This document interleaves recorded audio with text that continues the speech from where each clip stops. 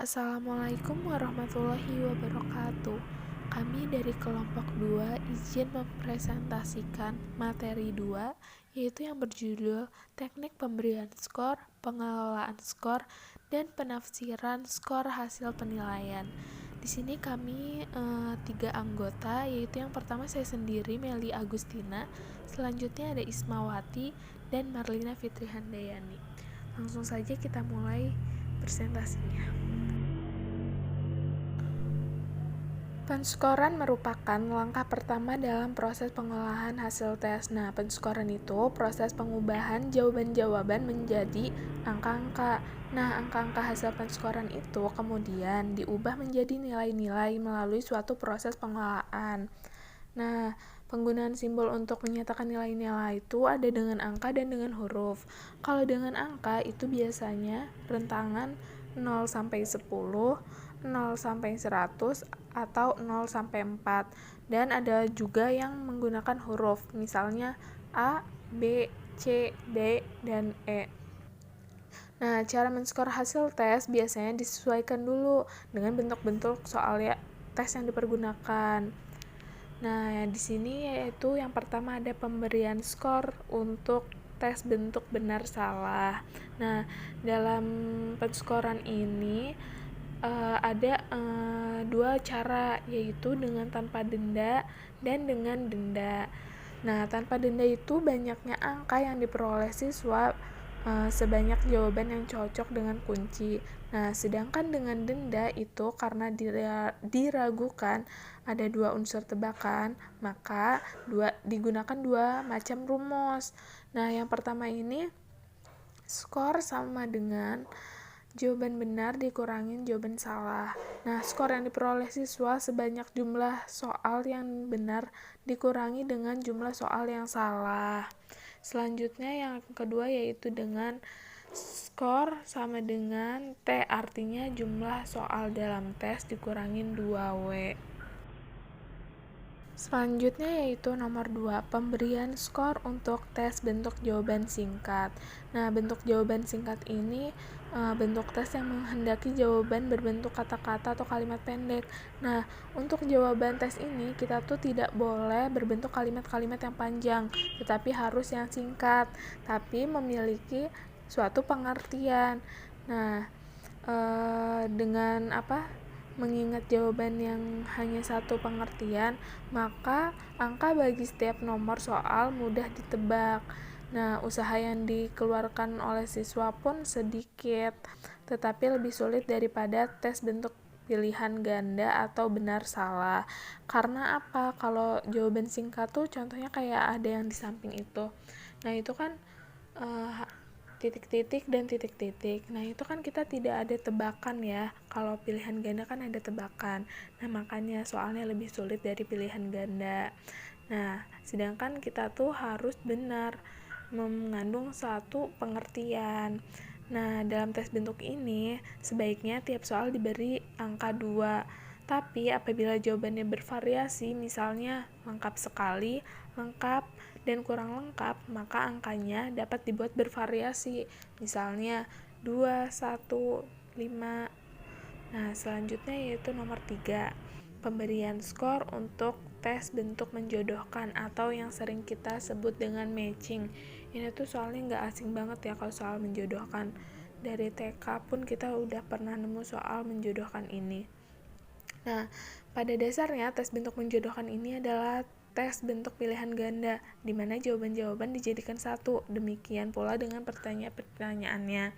Nah, karena tes bentuk menjodohkan ini tes pilihan ganda yang lebih kompleks, maka angka yang diberikan sebagai imbalan juga harus lebih banyak. Sebagai ancar-ancar dapat ditentukan bahwa angka untuk tiap nomor adalah 2. Selanjutnya nomor 4 ada pemberian skor untuk tes bentuk uraian. Nah, sebelum membuat menyusun tes uraian, kita tuh sebaiknya tentukan dulu nih pokok-pokok jawaban yang kita kehendaki agar mempermudah kita dalam mengoreksi tes tersebut. Nah, jadi kita tuh tentuin jawaban-jawabannya dulu, pokok-pokoknya agar kita tuh mudah mengoreksinya nanti. Dan pastinya jawaban yang diperoleh pun sangat beragam. Beda siswa pasti beda jawabannya kan. Nah, langkah-langkah pemberian skornya tuh yang pertama, kita membaca soal pertama dari seluruh siswa. Jawaban dari siswa memperoleh gambaran mengenai lengkap tidaknya jawaban yang diberikan kepada siswa secara keseluruhan. Artinya kita membaca nih soal pertama dari semua siswa yang ada jawabannya.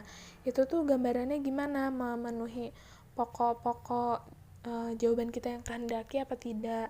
Selanjutnya nomor 2, menentukan angka untuk soal pertama tersebut.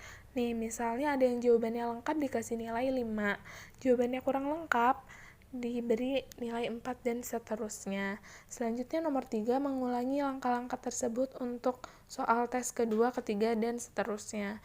Dan yang keempat, menjumlahkan angka-angka yang diperoleh oleh masing-masing siswa untuk tes bentuk uraian.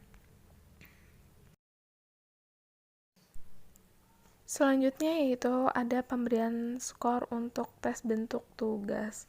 Nah, tolak ukur yang digunakan untuk keberhasilan tugas itu yang pertama ketepatan waktu. Artinya mengumpulkannya dia tepat atau tidak. Misalnya lambat, kalau yang lambat nilainya gimana, kalau yang cepat nilainya gimana. Terus nomor 2, bentuk fisik pengerjaan tugas yang menandakan keseriusan dalam mengerjakan tugas.